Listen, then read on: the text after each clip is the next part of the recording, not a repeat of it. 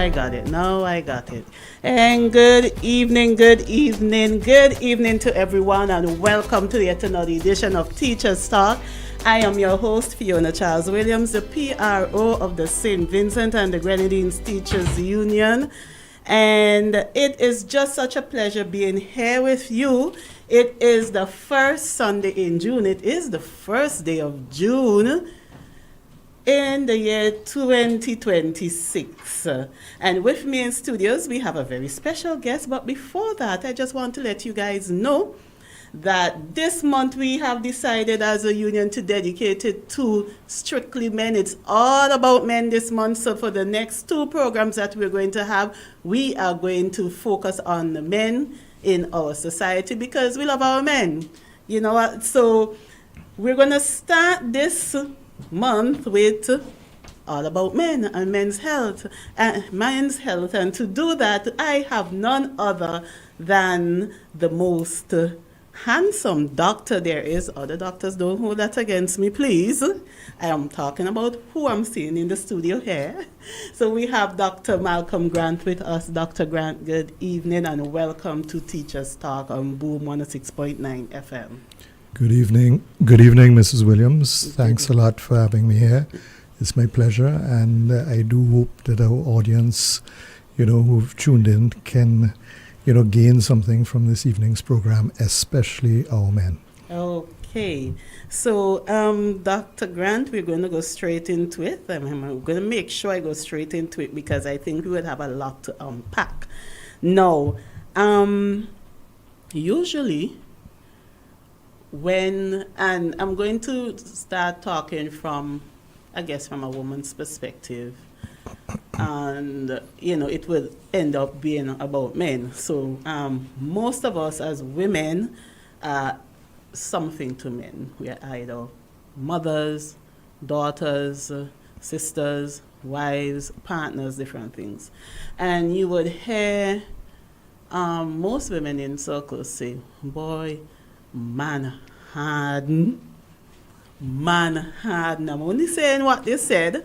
And you're like, this man does always wait until things go real bad before he goes to the doctor. I have to make so much noise with him to go to the doctor.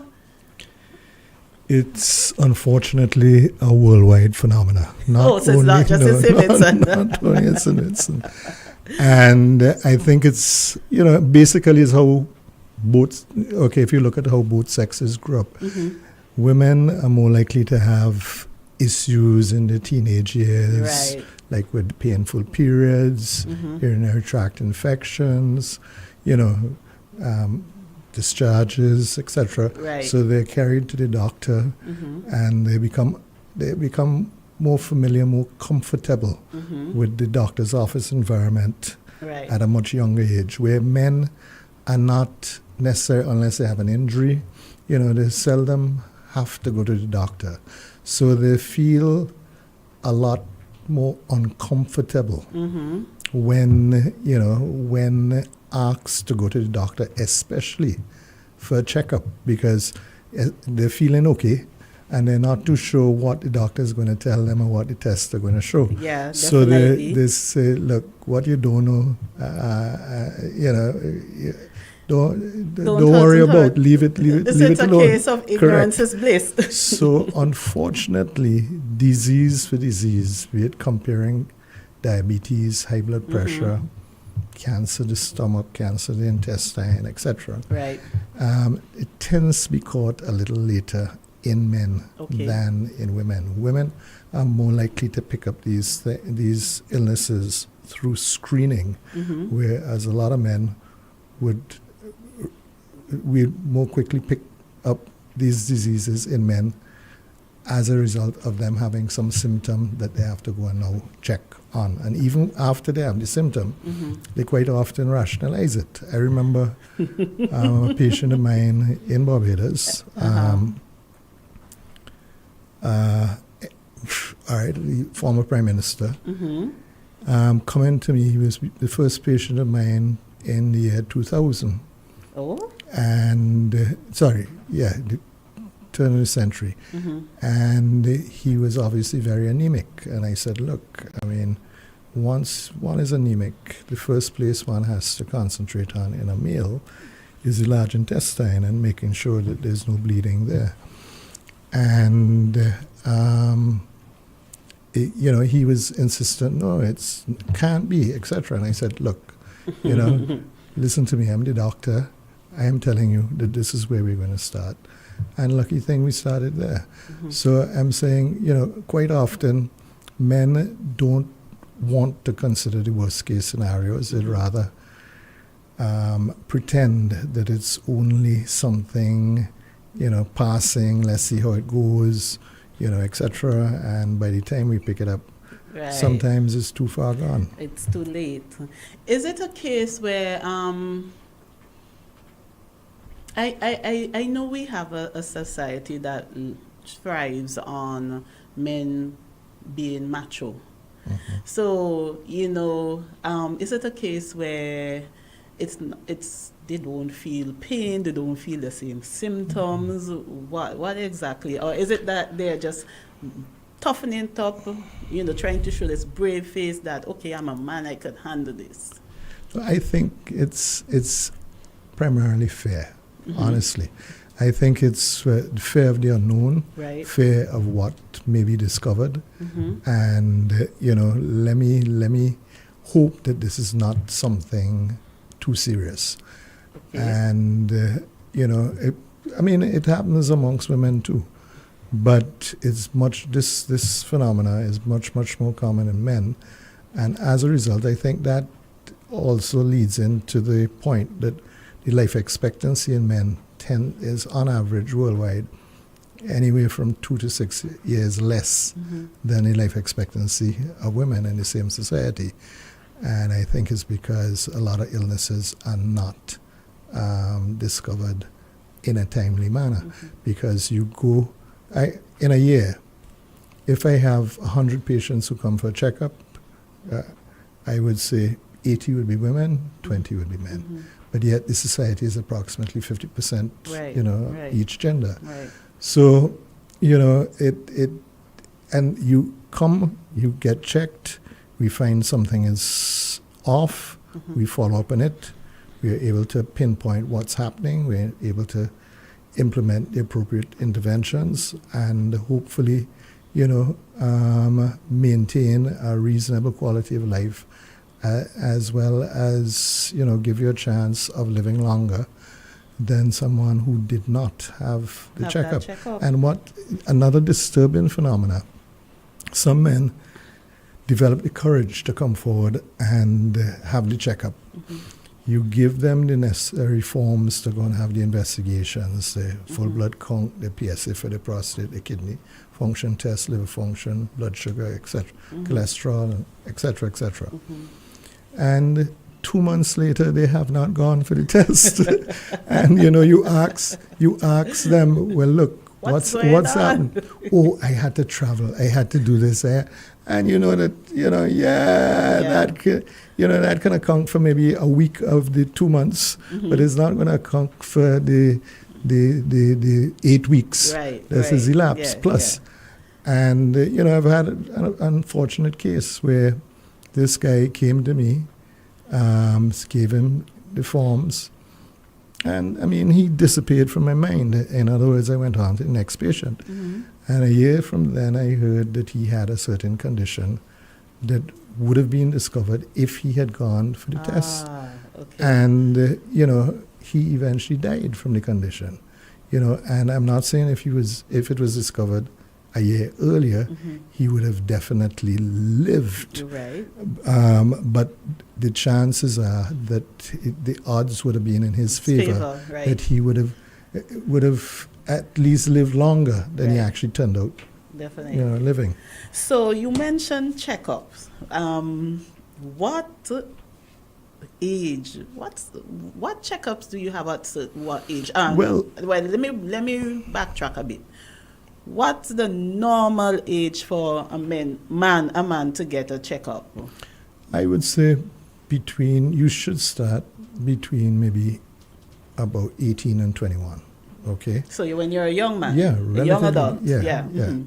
And what would you Get check it- for then? You would do a general exam. You check the blood pressure. You would check the you check their weight. You measure their height. You do the blood sugar. You do the complete blood count, kidney function, liver function. You do the lipid profile, including the cholesterol, etc. Right. At that age, you wouldn't do the PSAs yet. You wouldn't do the PSA until age 40. And you have a baseline, okay? And then, every 3 years, okay, until the age of 40. And then at the age of 40, you increase the frequency to yearly or to 2 yearly, depending on the history. Right. Okay. The family history can also influence that frequency and the tests that you would do. Because if there's a certain genetic disease that runs within that family, you may obviously check for that at a relatively early age. And then from age 40, you add the PSA. What's the PSA? PSA stands for prostatic specific antigen. It's a protein released by all prostates. And generally, it's a pretty good screening tool for the early detection of prostate cancer. But there are 4 things that can cause an elevated PSA. Elevated PSA can be caused by an enlarged prostate, because the more prostate tissue you have is the more PSA you'd be throwing out into the blood. Right. The normal is 4 and less, okay?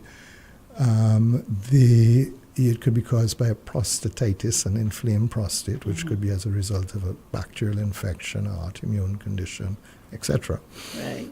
And it could be caused by cancer of the prostate, with the tissues are multiplying and multiplying relatively rapidly and releasing more PSA. Right. Or it could be caused by a combination of those 3 things.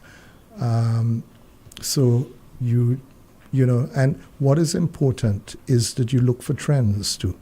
In that, 2 individuals can have a PSA of 3.8, which is within the normal range. But individual A last year, his PSA may have been 1, and individual B last year, his PSA may have been 3.6. So there is a more significant rise in the first individual compared to the second.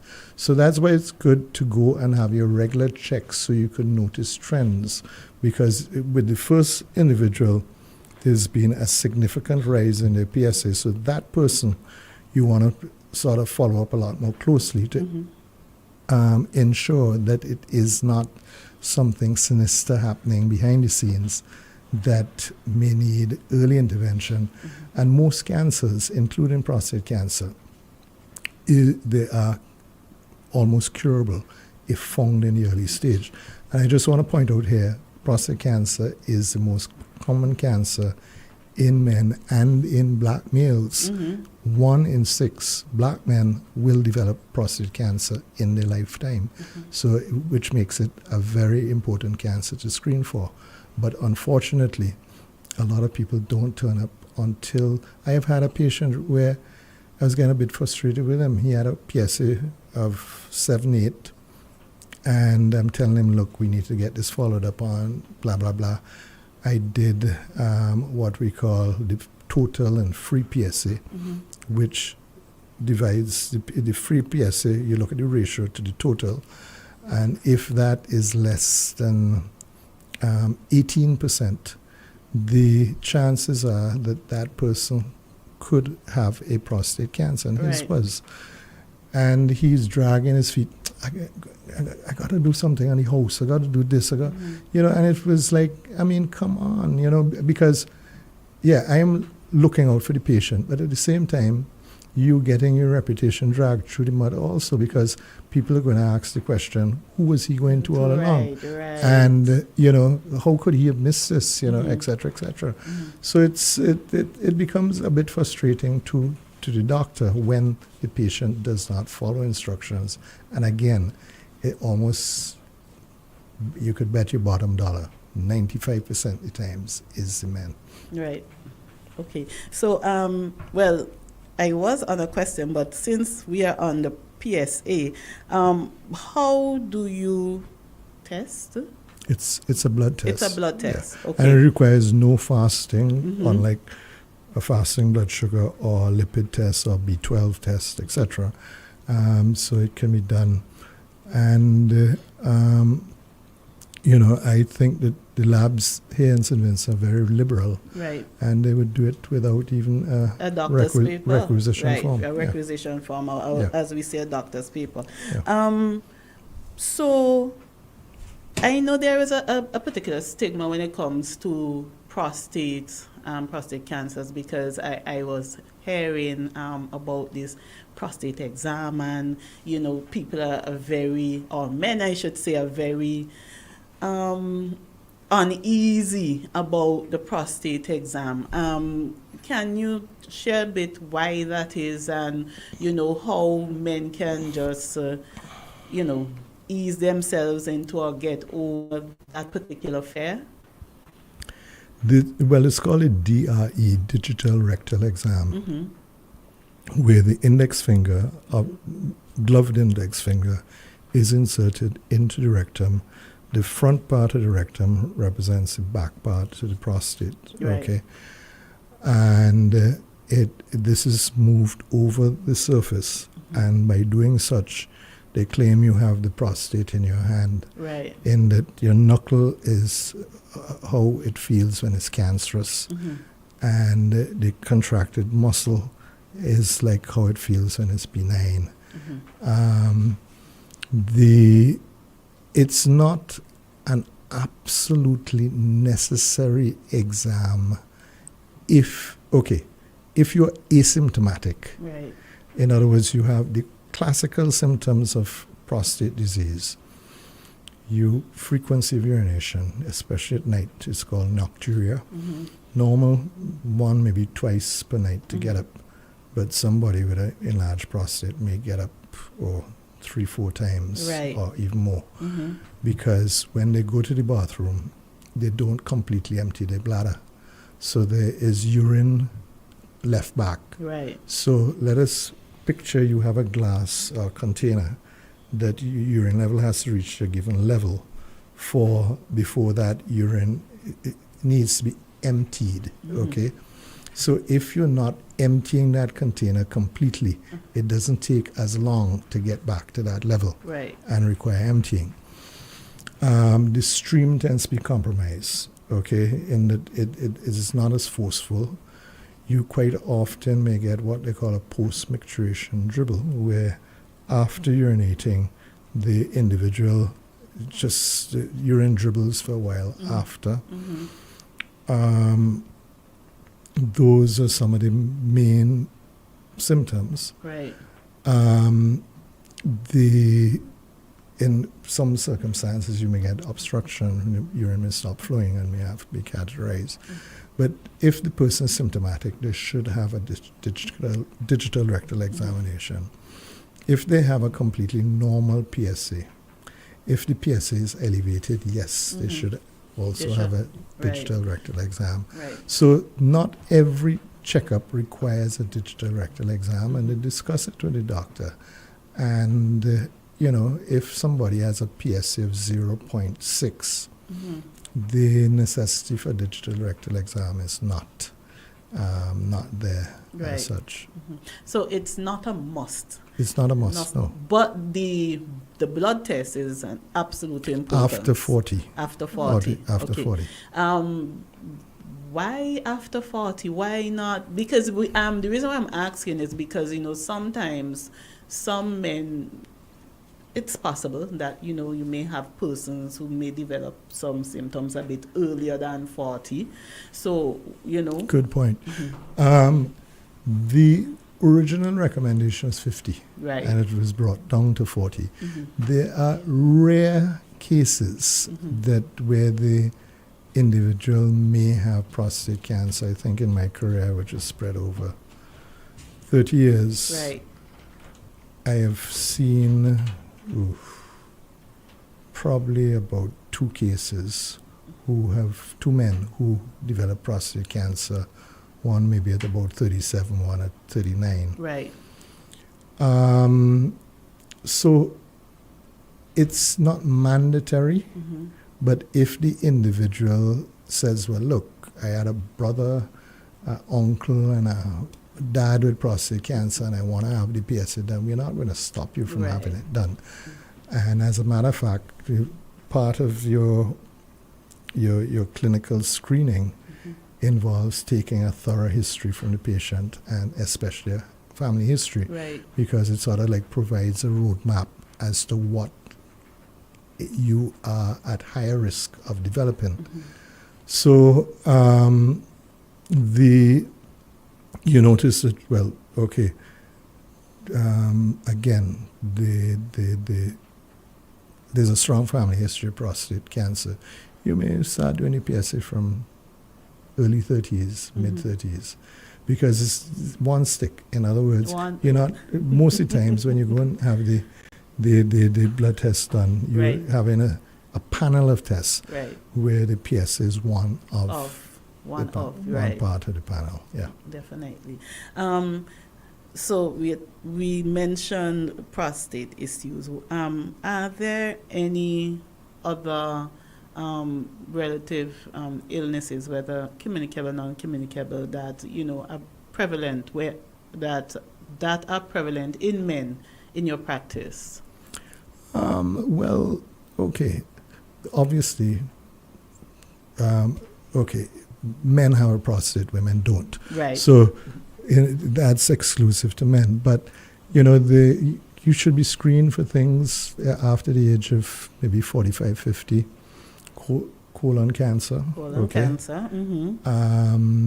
You should be screened for, your blood pressure should be done. You should be screened for things like your cholesterol, your blood sugar.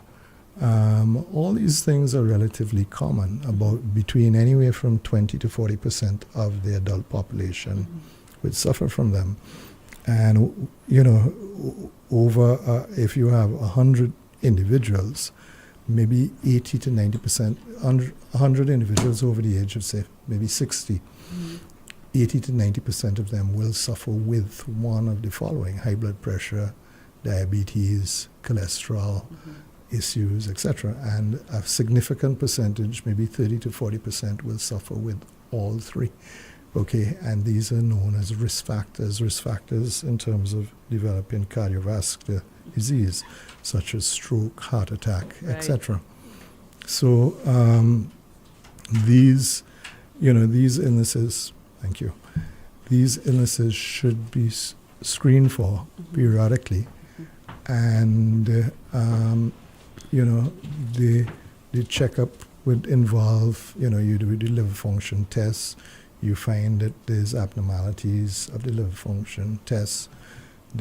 What they call the liver enzymes or the bilirubin, etc., is elevated. Right. You, at that point in time, may offer like an ultrasound, because you want to see if the individual has fatty liver or any lesions in the liver cancer. But I think we need to backtrack a little bit and look at what gets us to that point. I was just about to say that, because we have been talking for quite a while though, so I am going to just give you a little break, make some announcements. You can have your water break, and then we can come back and we can discuss like how do we get there, how do we get to that point. So we are Teachers Talk, and we are on Boom 106.9 FM, and we have Dr. Grant in studios with us. But before we get back to Dr. Grant, where we are talking all about men and men's health and the importance of men's health and men taking care of their health, I just have a few announcements to make. I just want to remind our teachers of our teaching workshop for the summer, Teaching Together, and that begins on July 14th and runs straight through until the 25th of July. Come and get your papers straight. We have various topics. We are going to be looking at math, reading, science and technology, and other topics that can, enhance your craft in the new academic year, September 2025 to July 2026. Also, I just want to say a special good afternoon or good evening to our stewards. It has been such a pleasure. You need to look out soon. There's something being planned for you soon. We're going to have a stewards workshop, so you have to stay tuned to that. And don't forget, we have coming up on August Branch Day.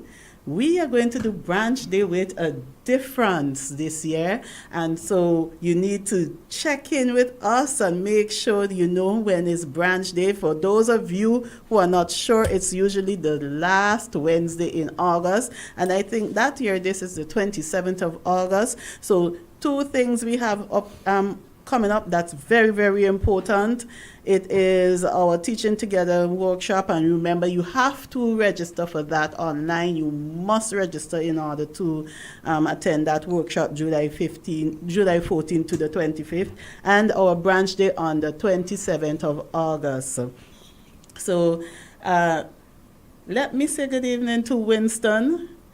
So Winston says I want to thank you for bringing this information on your program. It's very important, and men who generally reluctant to get medical checkups, myself included, this is very informative, and that's good to know, Winston.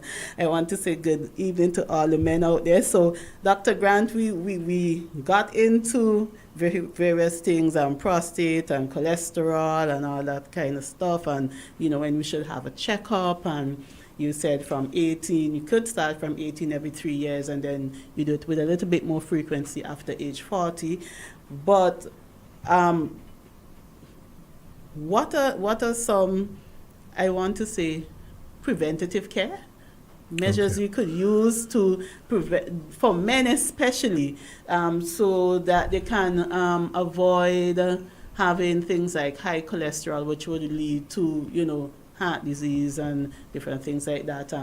High blood pressure, well, we know that's a Caribbean problem, high blood pressure and diabetes.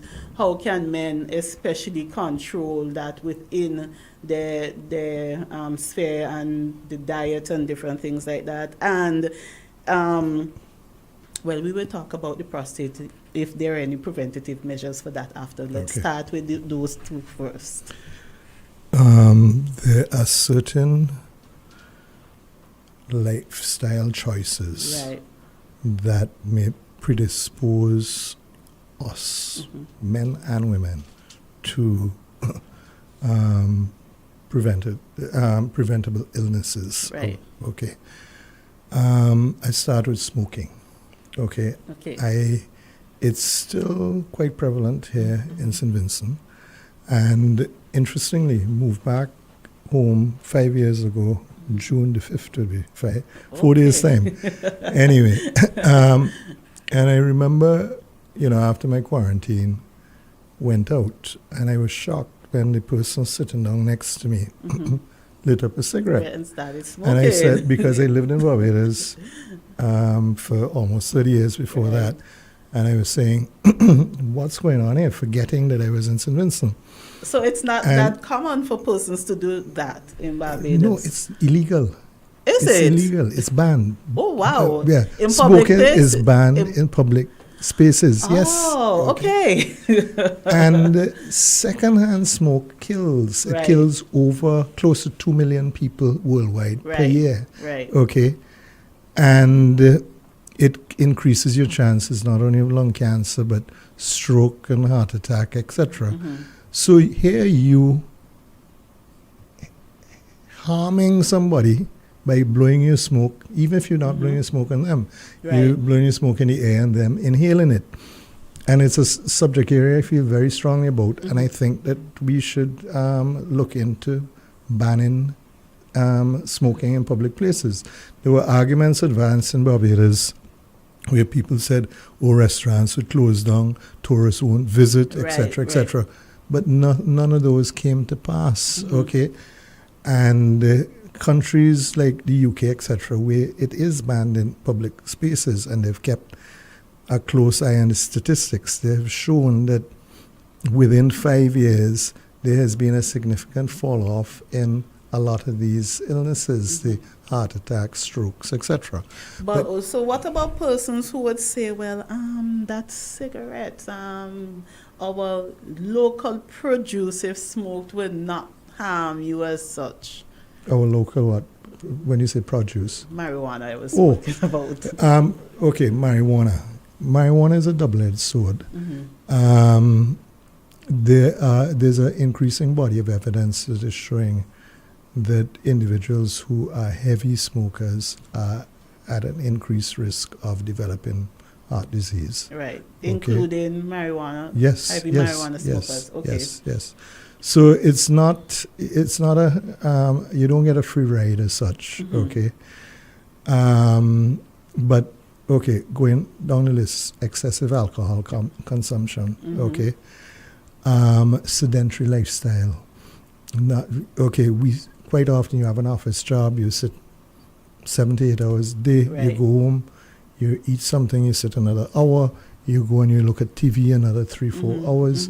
So by the time you turn around, anywhere from 12 to 16 hours a day, you're seated. And it is shown that sitting, for example, increases your chances of even developing cancers. Increase your chance of developing circulatory problems in the legs, including clots in the legs, DVTs, etc. Increase the chances of heart attacks, strokes, dementia.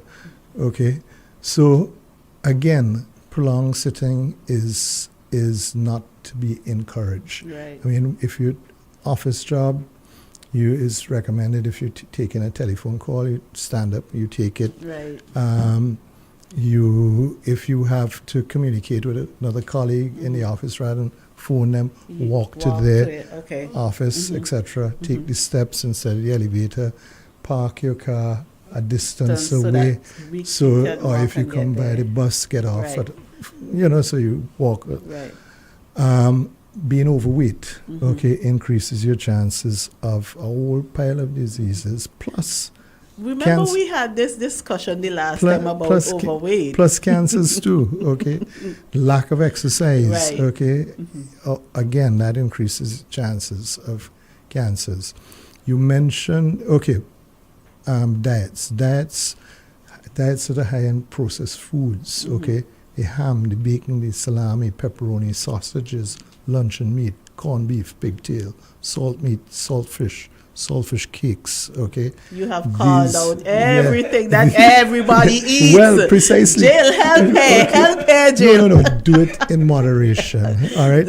Remember when you putting it past your lips. Look, maybe I should not have the extra saltfish cake. Normally like 4, I'd only have 2. Okay. You really had to bring back the saltfish cake thing. Dr. Grant, come on. Flour, okay. Flour again. Diet with too much flour in it increases your chances of being overweight. When you say flour, you mean including bread? Yeah, well, the bread, the cake, the pastry, the roti, the pizza, the pasta, the macaroni pie, the bakes, the dumpling, the biscuits. We can't eat anything else. Wait, that's our problem. We have, what did our grandparents eat? They ate the processed, they didn't eat the processed food, sorry. Right. They ate yam, tanya. Yes, but they did not live such a busy lifestyle as we do. Sweet potato, cassava, bam, farine. I mean, I've tried getting these things since I've come back to St. Vincent. And I mean, you had a number of sources before I left. Right. I grew up in Fairhall. There was the Wilson family just above us. They're known that you could go there and you get your farine. And interestingly, I ran into a doctor a couple of weeks ago who said, in St. Vincent, who said that he finds that his his patients, who have elevated cholesterols, when they sprinkle a little farine on their food, it seems to help lower it. And I found that interesting. And then I saw a study that came out about a couple of weeks after, which said was done using corn flour in the States, and it resulted in the lowering of the cholesterol. Right. So I said maybe that's something that we should look into as a country, because maybe that's something that we could export and make money from, and as well as our population can benefit from. Just want to make a point relative to the cholesterol. Quite often, an elevated cholesterol is not due to your diet. You may say, but how does it come about? Think about who we are. Classification in the animal kingdom, we belong to a group called the mammals. The cow and the goat have a perfect diet. They only eat grass, but yet their meat has in cholesterol. So very few people stop to think, well, how do they get the cholesterol inside of them? They get it because their liver overproduces. The cholesterol structure molecule is important for the building of enzymes as well as hormones, certain hormones in the body. So we need cholesterol, but some people, their liver overproduces this cholesterol, and when it overproduces cholesterol, if we don't intervene, the cholesterol then builds up and hardens on the inside of the blood vessels, the arterial blood vessels, and results in blockages to circulation to the heart, to the brain, to the legs, etc., and can result in some pretty serious consequences. Doctor, you mentioned a sedentary lifestyle and the impact of a sedentary lifestyle, but as you mentioned that, I was thinking that we have a lot of men in our society who are laborers, so to speak, construction workers, who work somewhat outdoors, work with their hands, skilled labor, I should say. And you still see some sort of, preventable diseases occurring among this group of men. Do you care to comment on that? Good chance it could be that. Okay.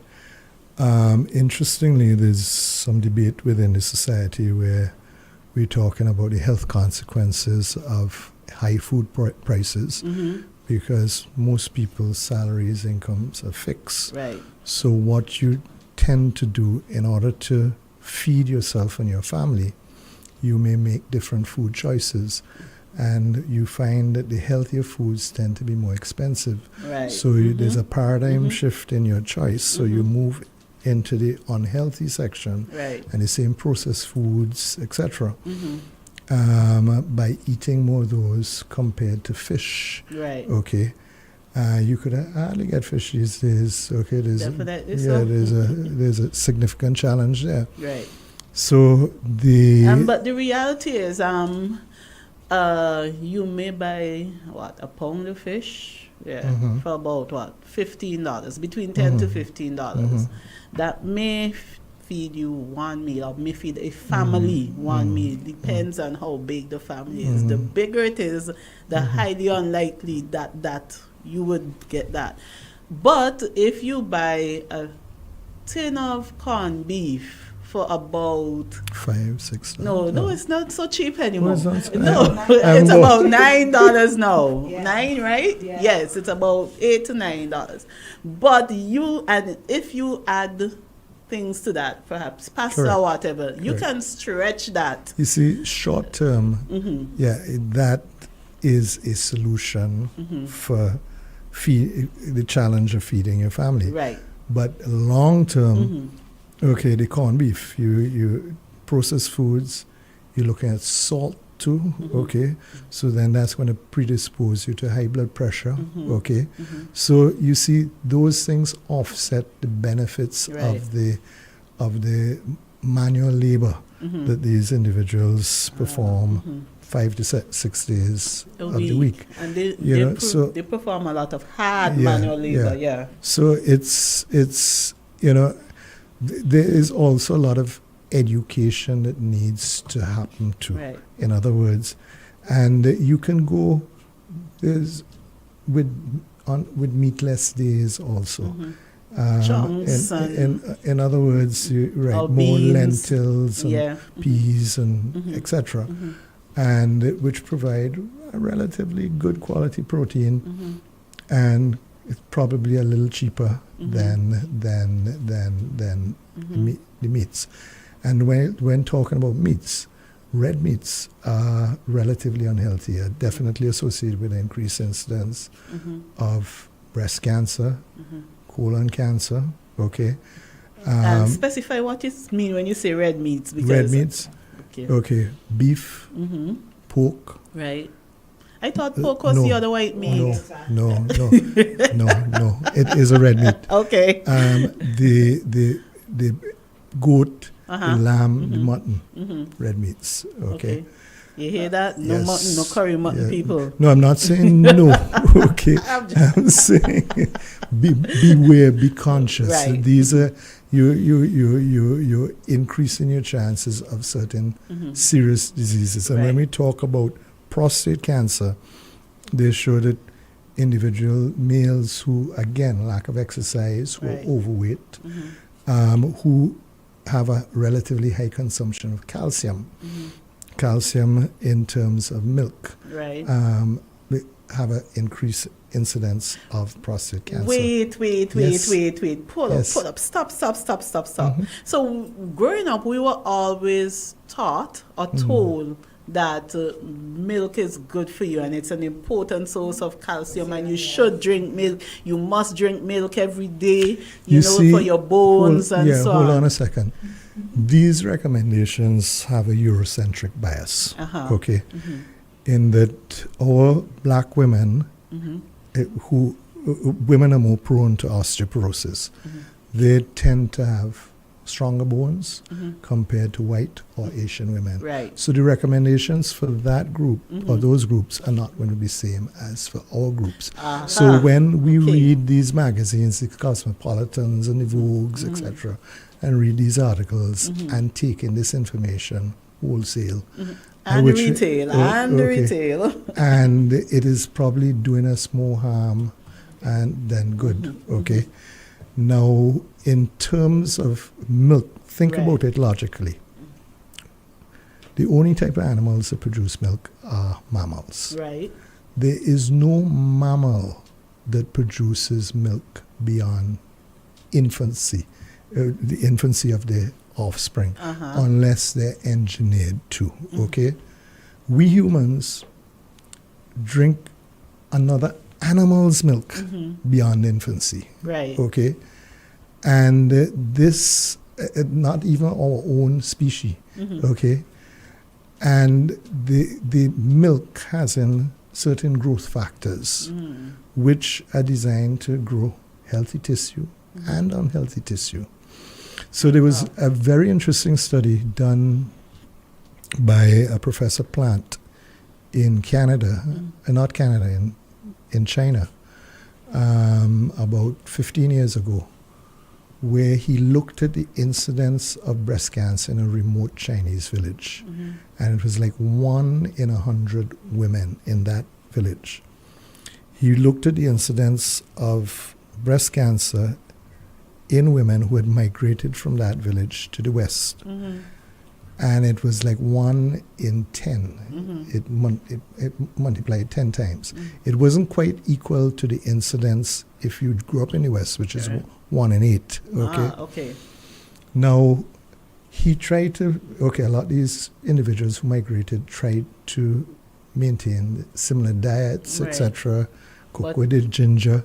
But the main difference was the access to milk and the consumption of much, much greater volumes, And he concluded that there could be, and there may be a connection, and now they're looking into that in terms of could that be if all my patients who either have been diagnosed and treated for breast cancer and colon cancer, I advise them to avoid dairy entirely.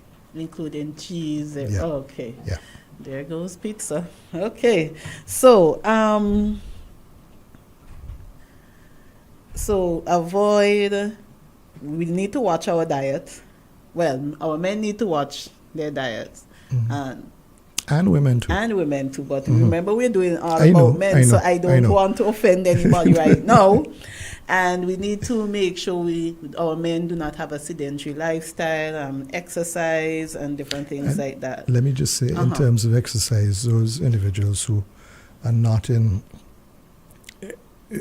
jobs which require them to do heavy manual labor, recommend at least 150 minutes a week of an aerobic type of exercise. Okay. Doesn't require spending money. You can go And when walking to in the afternoon. A brisk walk for 30 minutes, 5 times a week is all that's needed. And it's found that it is good for your mental health too.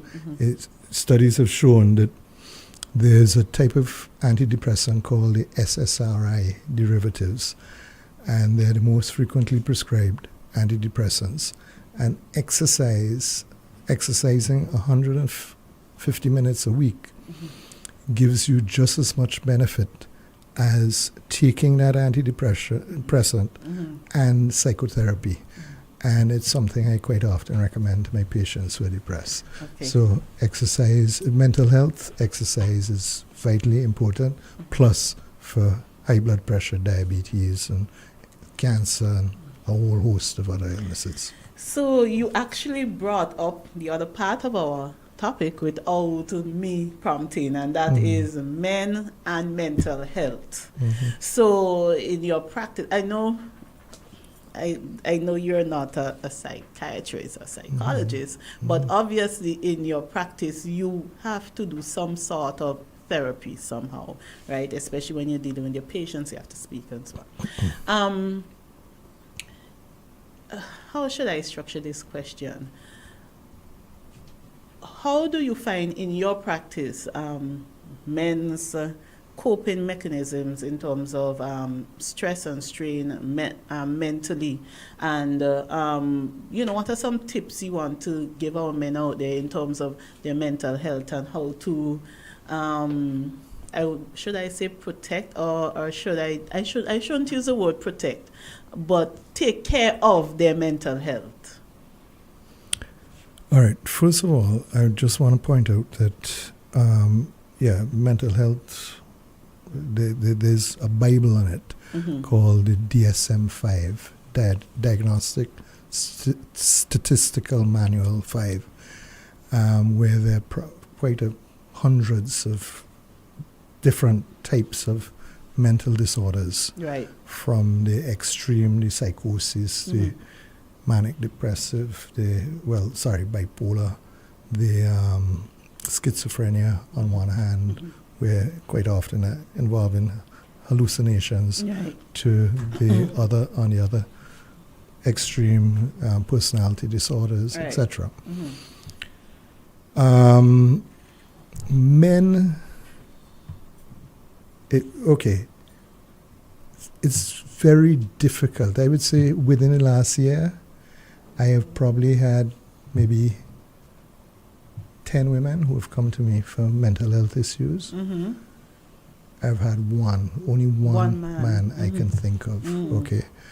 And I think that men, that's where the macho thing comes in. They feel, well, look, this is not something that I should be suffering with or could be suffering with. And if I am, I don't know who to talk to. It makes me talk to somebody? It makes me feel less than a man. Okay. And I think that is. Or the narrative is, I think a lot of our men in our country uses, man, let me just drink a rum and forget about that. Just something, just some sort of addiction or some sort of substance. Yeah, Yeah, that. And they're encouraged by their friends too, man. Right. Man, look, man. Forget man, about that. Get past that, man. You We know go that. drink to you me. know, Yeah. Mhm. Not realizing that depression, in the past, depression used to be classified as endogenous and exogenous. In other words, endogenous meaning you have a hormonal imbalance with your serotonin and dopamine, etc. Right. And exogenous meaning that you reacting to something that's happening outside of you. Right. Okay, but they have changed that. But nevertheless, you know, okay, you have a problem with your relationship.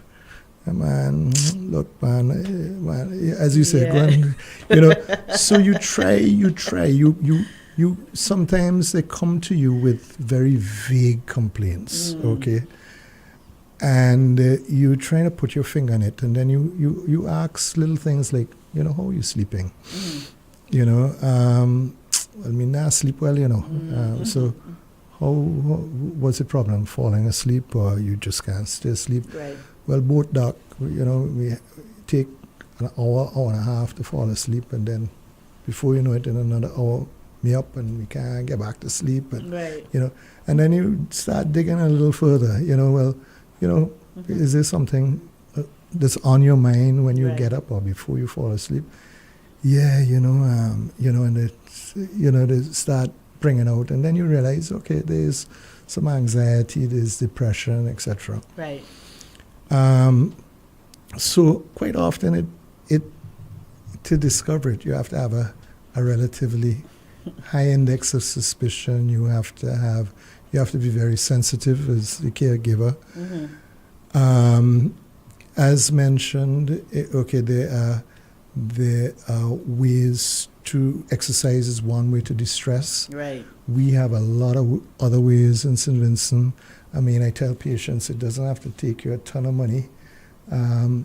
Jumping on one of the ferries on a Sunday, you could carry along, pack your something to eat, drink.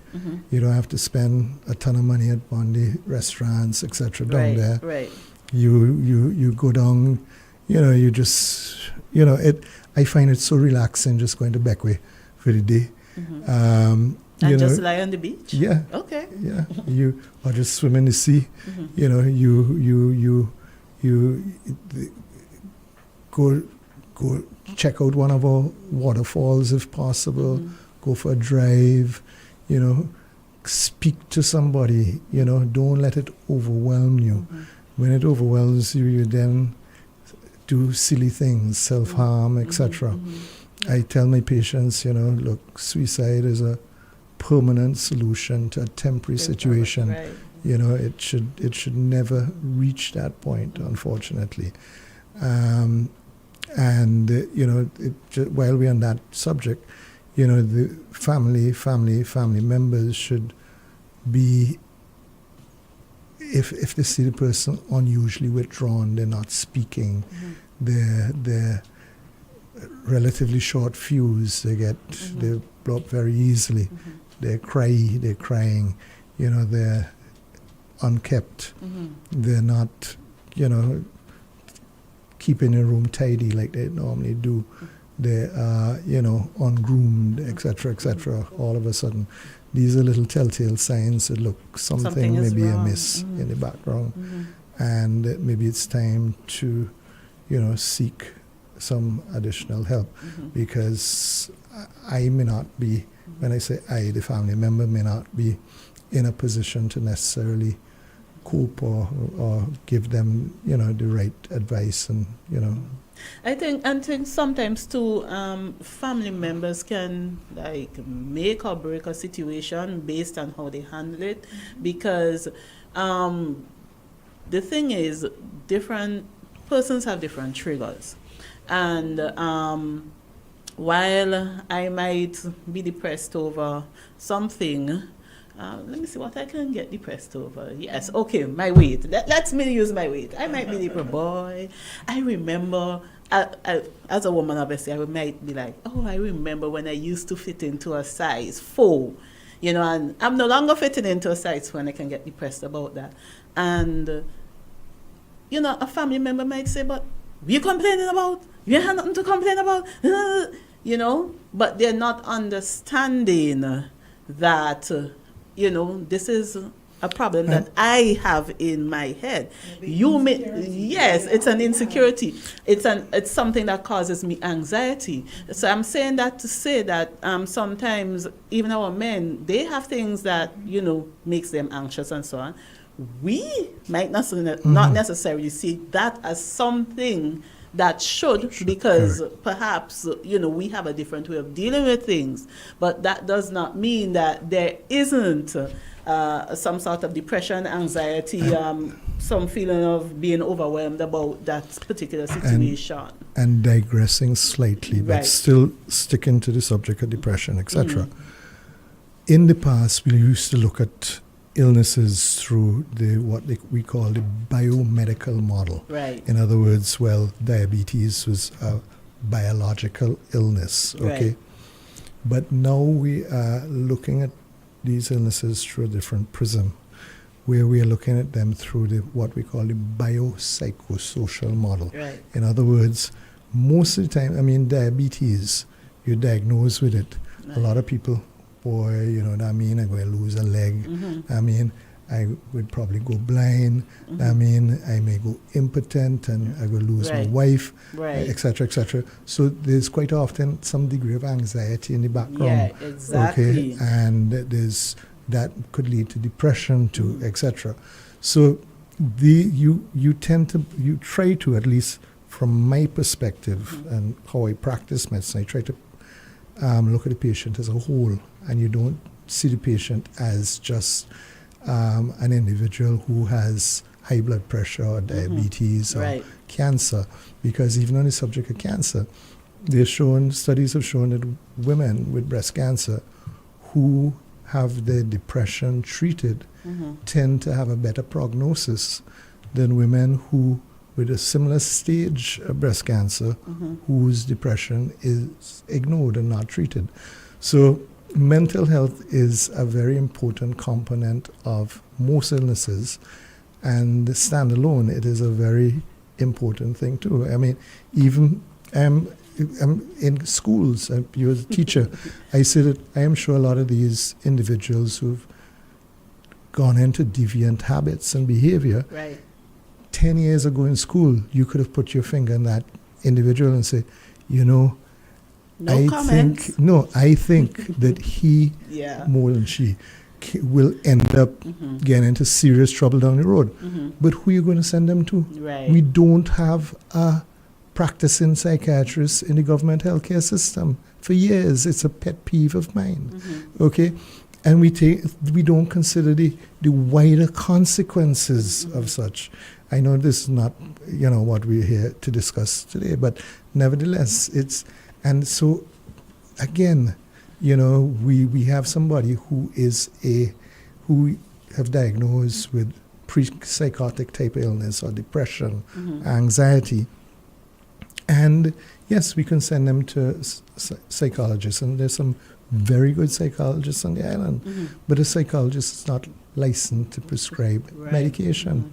So they can counsel, but counseling can go so far. And if you have some psychotic illness, counseling is definitely going to be inadequate in the larger scheme of things, okay? So this is something that we have to seriously look at and be in a position to provide the adequate tools for the individuals with their, you know, relevant with their matching conditions, yeah. But we do know that, and I've always said this, I've said this for years and years, that mental health and mental health issues are very taboo in our society, and I think it's not given the necessary priority it really should be given. And we even talk about, even in the workplace, especially men in the workplace, and you see how sometimes men handle conflict. Sometimes it's some men can handle conflict very well, but then there are some that go from 0 to 300 in like 2 seconds, and like, how do you regulate that? And it's just how is what we don't have, because there lack of resources for that. I think, no, I agree. It has been taboo, and there's a lot of ignorance attached to it too. Right. Okay, this person has some bad spirit in them and they need to be exorcised and all that nonsense.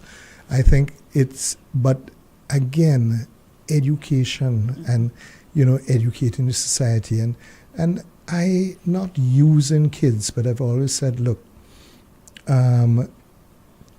if I had a say, a lot of these conditions, I would educate the society through children, have essay competitions, okay, on various subject areas. Right. And the children in turn educate their parents, okay?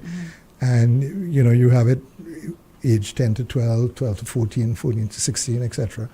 And, it's one way of improving the knowledge base, knowledge level within the society. And it's not going to happen magically. It's going to take active intervention and some time. Yeah. Right. So, Dr. Grant, I can't believe it. We are past the Wow. hour already. I cannot believe it. So, I guess we would have to definitely invite you back to talk all things health. But to wrap up, what would you like to say to the guys out there? I mean, Father's Day is 2 weeks away, but still, Father's Day is 2 weeks away. Any little word of encouragement, anything you want to let the men know, so that because remember, this whole month is the month of the men for us at the Teachers Union. So, what would you like to let them know? I think the most important takeaway message from this program that I could leave them with is go and have your checkups. Choose a doctor who you feel comfortable with. Some prefer going to a male doctor, a female doctor, old doctor, young doctor, etc., etc. Just get to a doctor. Right, get to a doctor. Let's have your checkups. Let's start with that. To see if there's anything existing under the radar. And even if we find something, we would be finding it earlier than if we left it for another couple of years when it finds you. Right. Or, and at that point in time, I tell my patients, the analogy I use is like, okay, it's like a house that's on fire. If you catch it, the fire, very early stage, you can extinguish it. Right. And it would cause minimal to little damage. You leave it to consume the entire home. And, there's nothing but rubble and ashes, etc. left at the end of the day. Definitely. So, go and get your checkups and try and, follow as healthy as lifestyle as possible. Try and exercise, watch your diet, minimize your sitting, cut back on the alcohol, cut out the smoking, these cut back on the red meats, cut back on the processed foods. These are important things if you want to live a relatively healthy life for as long as possible. Yeah, you could, most of us live now for now. Okay, man, I like whatever. I know one of the famous things, and I don't think it's that prevalent here in St. Vincent, but in Barbados certainly sauce on a Saturday. No, it's popular here. It is popular. It is very popular. And, I love my sauce, and once every 3 months, but not every week. Come on. I'm not. Well, I don't eat sauce. The sauce makers are not going to like me for this. But at the end of the day, I'm in the business of saving lives. I have a vested interest in that, and and it's not going to happen if you're not going to live a good life for a long time if you don't do the right things.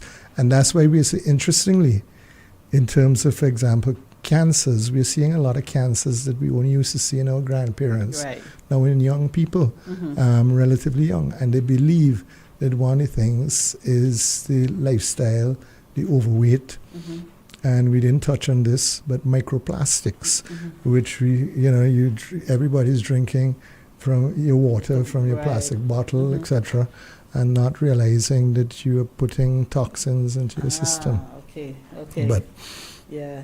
Dr. Grant, I know we're supposed to be finished. Jill, I know we're supposed to be finished, but something just came to me. When you mentioned smoking, I noticed that a lot of people are now into vaping. Yeah.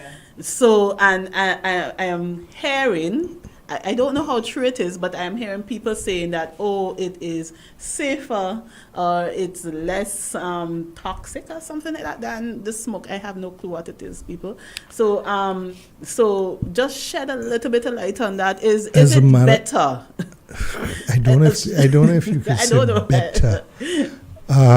Or is it as dangerous to your health as regular smoking? Well, actually, there's something called the vape lung, where can affect teenagers and relatively young people. Mm-hmm. And I personally have never heard of a youngster in the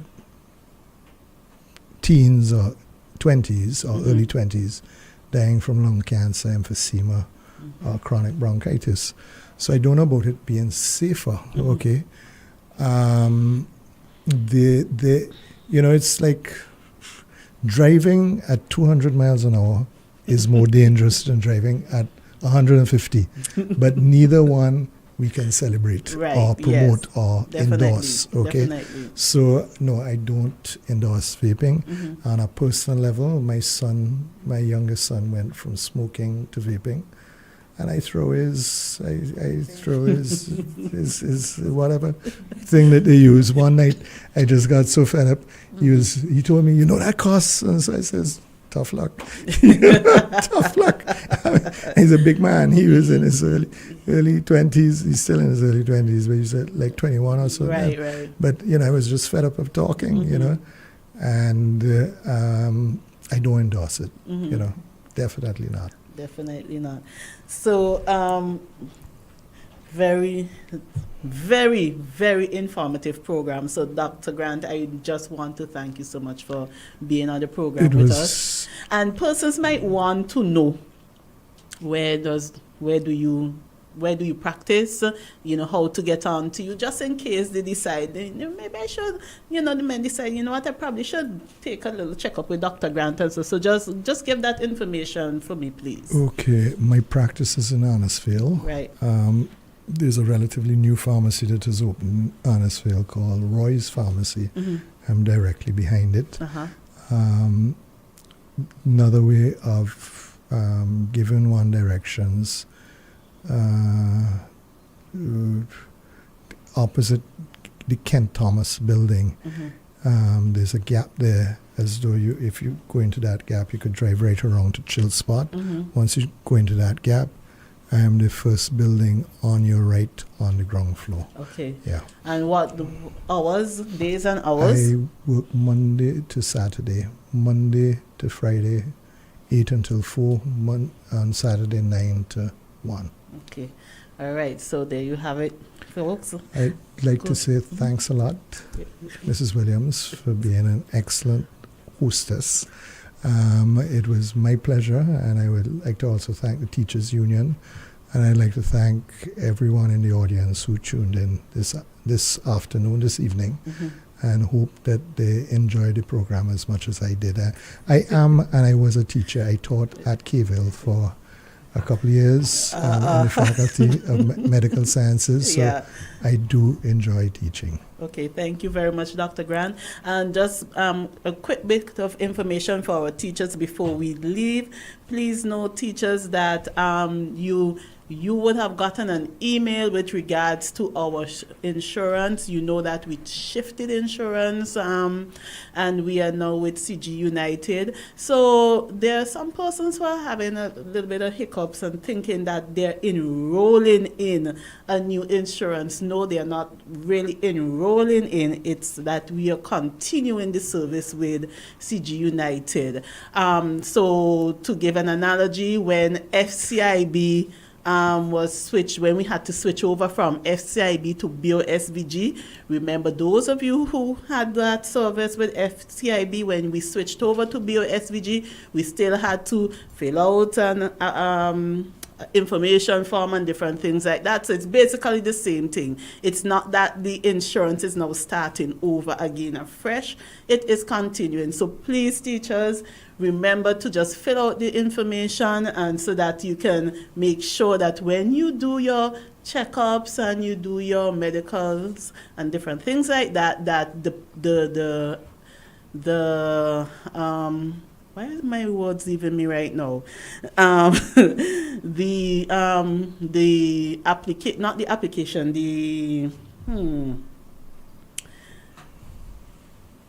Okay, you know what? I'm just thinking, I can't believe my mind is blank now. Not the application, but when you're submitting your forms, your claims, yes, that the claims process will be so much easier. So make sure that you sign up you fill out that bit of information, so that when you are doing your medicals and different things like that, the claims process will be so much easier. Okay, so let me thank again Dr. Grant. Let me thank Jill and the wonderful staff here at Boom 106.9 FM for having us here in studios. Remember, June is all about the men. So our next program will be a little closer to Father's Day, and we're hoping to have some fathers in the studio talking about being a father, right? So thank you to those who are listening in. Thank you for those of you who are listening and viewing and commenting on our Facebook Live feed. It has been such an absolute pleasure. My name is Fiona Charles Williams, the PR of the St. Vincent and the Grenadines Teachers Union, wishing you a great Sunday evening. Good night, God bless, and have a productive week.